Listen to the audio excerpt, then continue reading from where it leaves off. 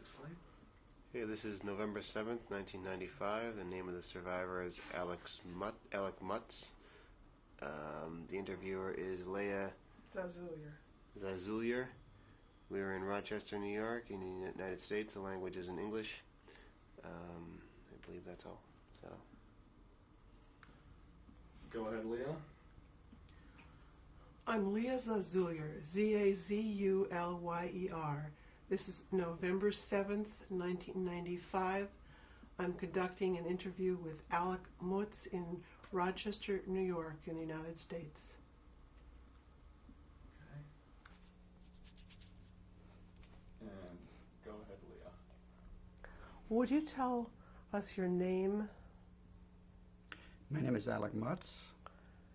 And did you have other names or nicknames?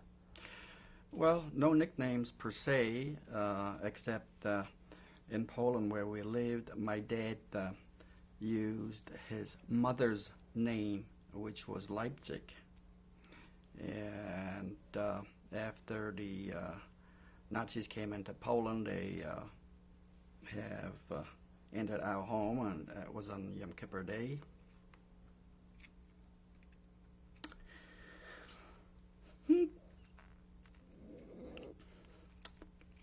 And they said that my father was a tailor, and they said to my father, well, he says, why don't we lay this man on a table and cut his stomach open because he's desecrating and decimating the name of this beautiful city of ours.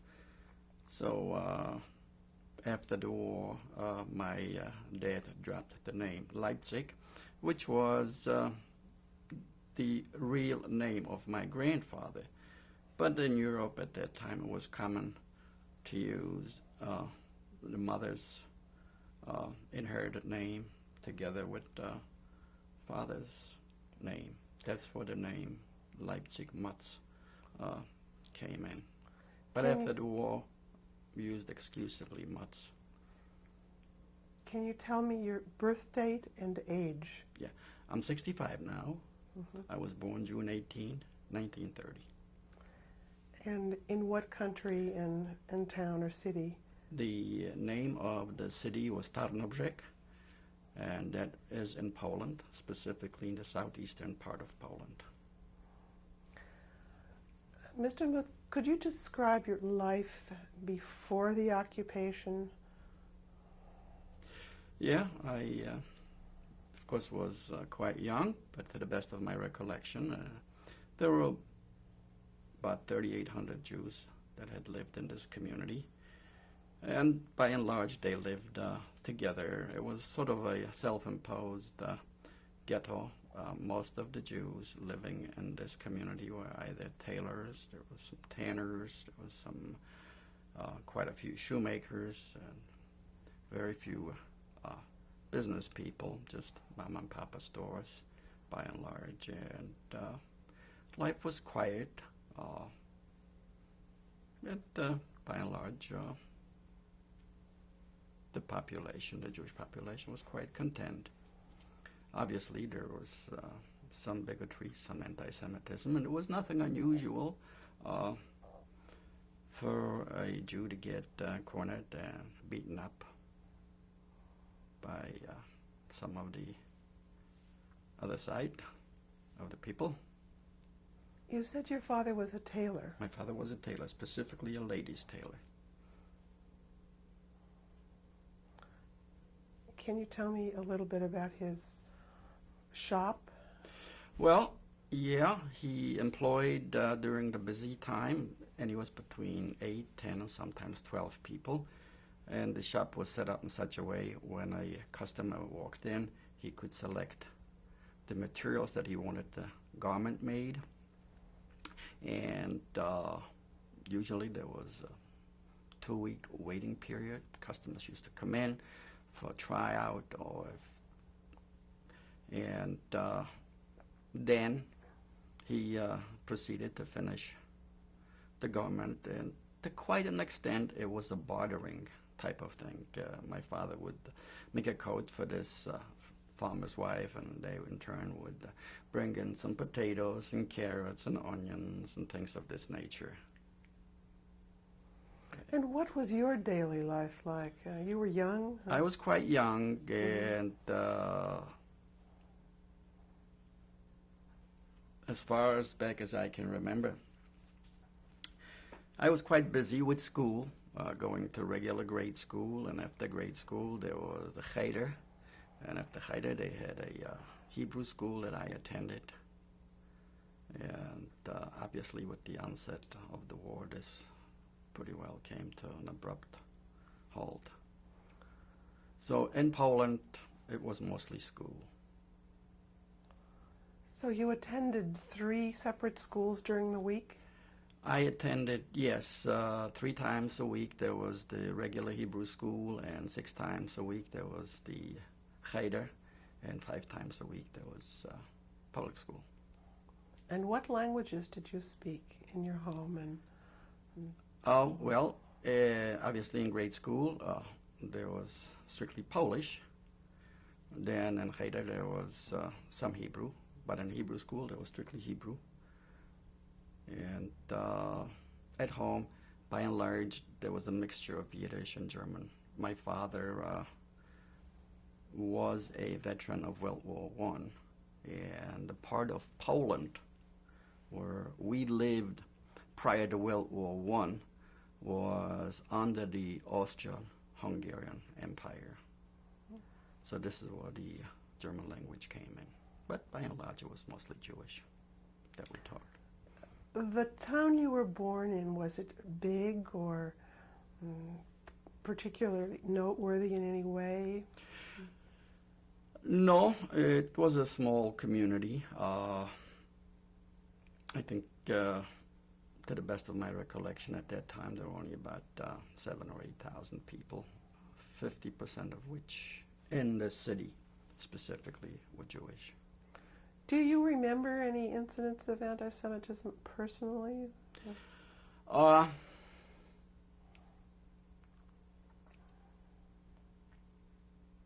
Yeah, there was some, in this little shtetl, almost 99% of the Jews, everything evolved around the house of worships, the shul, the Beis HaMedrash, and the rabbi sanctuary. And there was nothing unusual if a Jew got cornered someplace that he got beaten up, specifically because, fun poked from a Jewish person, especially when he wore his Hasidic garb to go to synagogue. Did that ever happen to you? Did it ever happen to me? Yes, it did. On one occasion, there was one person that name-calling, filthy Jew, dumb Jew, things of this nature. Do you remember what your house was like? Yes. Front entrance, right as the one entered into our house, there was my father's shop. He had 3 sewing machines and a large table where he did the garment cutting. And right behind the shop, there was a partition. There was the kitchen, and there was a bed nearby. It was sort of like a bench type. And during the night, you pulled the drawer out, and it had a mattress, which consisted mainly of burlap bags filled with straw. So that was the type of bed that was used during the night, and this is where my brother and I slept. And then there was my mother and father's bedroom. This was also used as an area when the customers came in to select their materials for a garment to be made. This was the storage area, and there's some mirrors so the customer could see as the garment progressed through its manufacturers when they came in for tryouts. And there was a separate little area there where my sister slept. So you had a brother and a sister? My brother was the oldest in the family, then it was my sister, and then there was I. Mm-hmm. Do you remember any special childhood games or special holiday activities in your family? Oh yeah, we when Pesach came around, the family used to gather, and grandfather would conduct the Seder, which was an extremely happy time for us. As far as games, I recall that I had a tricycle that was sent to me from this country. And every time I attempted to ride or was riding that tricycle, I had about 3 or 4 kids following me and practically begging I should give them a chance to try it out. That's one of the specific things that I remember. Then nearby our house, adjacent to our house, our grandfather lived, and adjacent to the grandfather's house there was a little yard where we kept our wood and coal for the winter, and we also had almost all the time maybe 8 or 10 chickens, and before Pesach or during the winter we used to get some geese, and grandfather used to go out and stuff them with dough so to fatten them up. So we have had some lard and griven for Pesach. And I can still quite vividly remember the street, even the number of the house where we lived, which was, the name of the street was Ulica Szeroka, number 10, which is, it's just like Broad Street number 10. Is there anything else that you especially remember about your life before the occupation? School friends or activities that you were engaged in?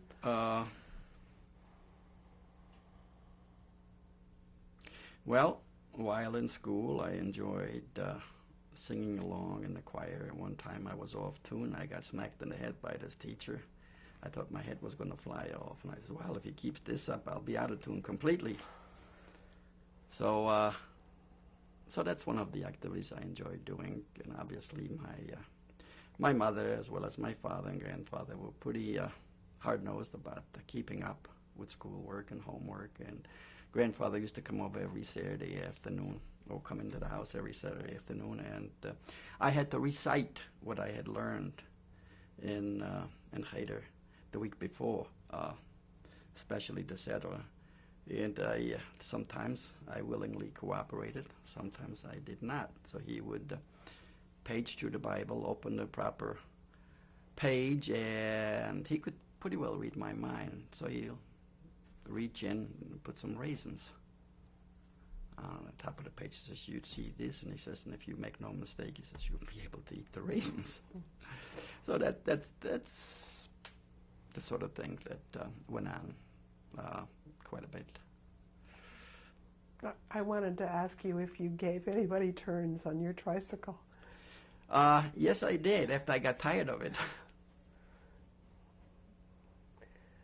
I was just quite young at that time. I don't think I was more than 5 years or so.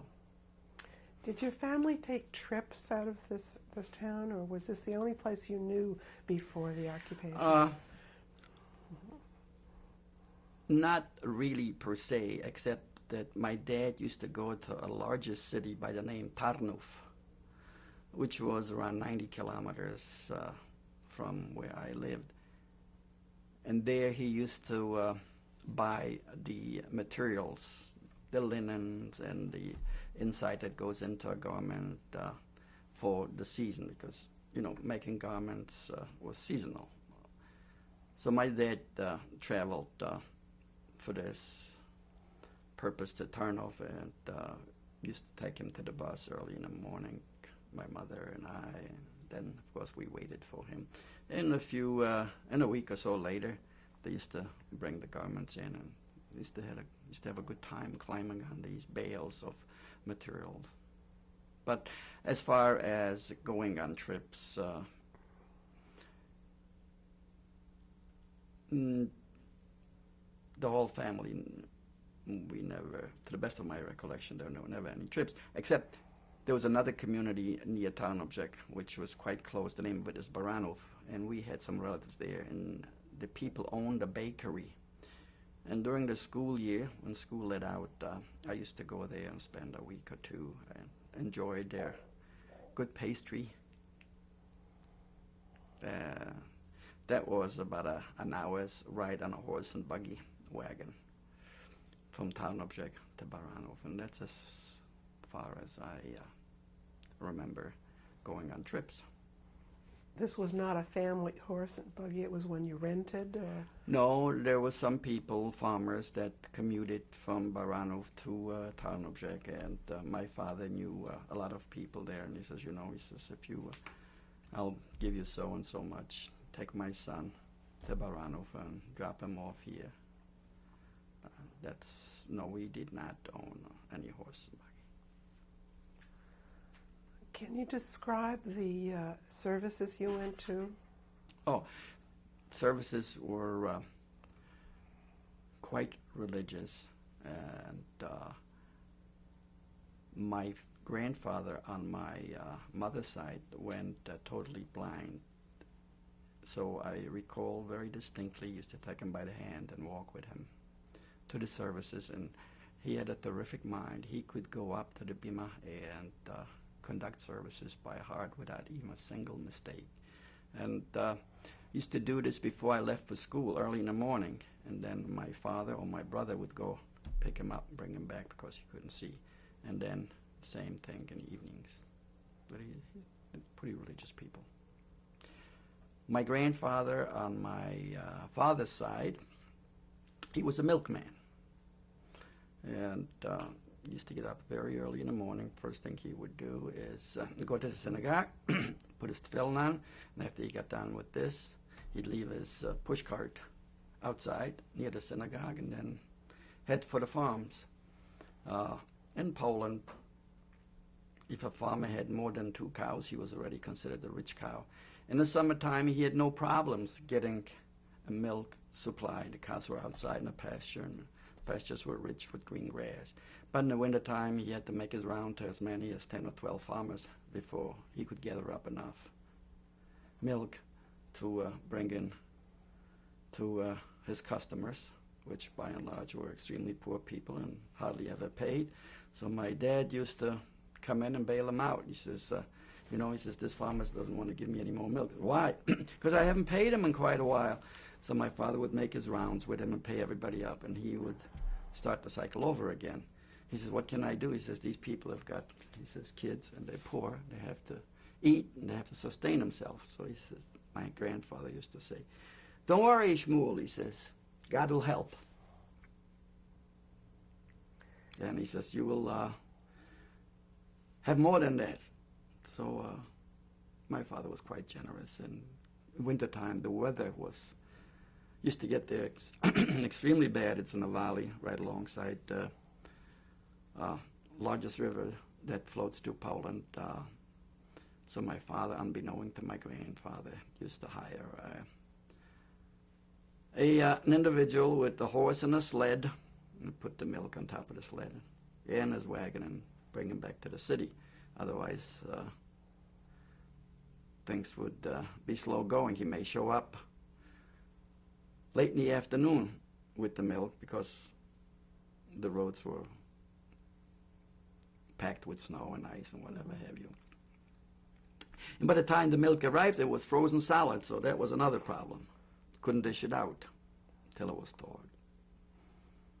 But he loved it, he enjoyed it. In summertime, he had a good time making buttermilk, making butter, cheese, which was probably the best cheese anyone can ever think of.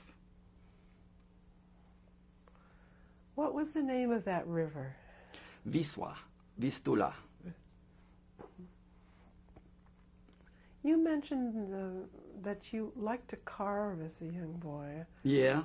How did you learn to do that? And just on my own. One of the things that I recall in the town that we lived, the road was crowned. It was a dirt road, and when it rained quite hard. And the water used to run off into the ditch, and it stayed in the ditch until it evaporated. So I got a hold of a piece of bark from evergreen tree. An old evergreen tree has thick bark, and I used to carve a little boat out of it, put it on a piece of twine, go and barefooted into the ditch and pull on that little boat. It was made good pastime until my father came out. He says, "Let's go to the cheder." That was one of those things. But as I mentioned initially, most of the time was spent in schools of one form or another. Were there special things that you and your brother or you and your sister did? My brother loved tailoring, and he was good at it. So he helped my father. He was about 5 years older, so he was initiated into the tailoring trade. And my sister, she had her own friends, girlfriends. So whatever playtime there was, I spent it with some of my friends that I went to cheder with. Did you go to just one synagogue, or were there several in your... There were 3 synagogues. One was for the ultra Hasidic Jews, which surrounded themselves with the rabbi, and there were 2 other synagogues. One was the shul, and the other one was the Bes Medrash. My father and I and my brother went to the shul. And my grandfather went to the Bes Medrash, by and large. But there were just like this house is here, and the other one, and across the street, the other house there was the Bes Medrash. So. Do you remember any special foods from those early years that you loved or your mother made? Oh, my mother made the most delicious strudel. And she used to make kikalech with yagdes, which you probably don't know what it is. The area where we lived in Tarnobrzeg is very rich with blueberries. And a lot of people used to go and pick blueberries during the summer. And so my mother used to make blueberry muffins, except that they were elongated, and she had a special way with the dough, and filled it up with some blueberries, and then closed it up, put it in the oven. So that's one of the specialties, and of course the strudel was delicious. And my father had to have fish every Friday night, fish for Shabbos, and a schnapps. What kind of fish was that? Mostly carp, but there were a lot. They were not like the carbs are here. Here, carbs are considered scavengers, and they don't taste good. There, they were really delicious. Not that I'm fond of fish. I don't eat them. So, what were some of the first signs of changes that you began to see in your life? Well, with the onset of World War II, my father always kept on repeating that no matter what the papers say, no matter what we can hear on radio, that no matter how bad the Germans say they're going to be toward the Jews, they can't be as bad as the Russians. My dad, being a veteran of the German army, he served in the German army prior to World War I and was drafted into the army during World War I, served on the front lines, got captured by the Russians, sent to Siberia, and spent 48 months in a Siberian prison camp. My dad always kept on reminiscing that he was one of many prisoners that helped build the Trans-Siberian Railroad that goes from Moscow through Manchuria into China. And after the Tsar got thrown over, and during the revolution, these prisoners, whatever few of them were left, were free to go and he made his way back into Poland. And by then he was already an accomplished tailor. Set up shop, got married, had a family, and then World War II broke out. Mm-hmm. So he was reassuring. He was quite reassuring. He was quite certain that these things would blow over and there would be no Holocaust per se, even though every indication was of what is to come. But no one really believed the magnitude of what we had to face. What were the first signs of danger for you? For me, as a during World War II. Well, as the occupation began, you were about 9 years old. 9. Yes. Mm-hmm. The first sign of danger was no more school, no more gathering in any place, and the World War II broke out September 1st. It took the German forces 17 days from the time they invaded Poland until they came into our city. And then as soon as they came in, there was a lot of fighting. Half of the city got burned down during the exchange of fire between the Polish armies and the German armies. And when the German armies came in, there were posters that the Jews can't go here, the Jews are not to go there. There are no more than 3 Jews in one place at the same time. And at that time, I was too young to realize what is coming. And I suppose I may say even my parents and my father said, well, those are just the initial occupation forces. Things will calm down and it won't be as bad as it was in Russia, which I have a good familiarity with. And what little did one realize what was to be expected and what the plan was. How did you first hear that there was no more school? Posters. And I attempted to go to school and I got thrown out. Me and about 6 or 7 other kids. So one of the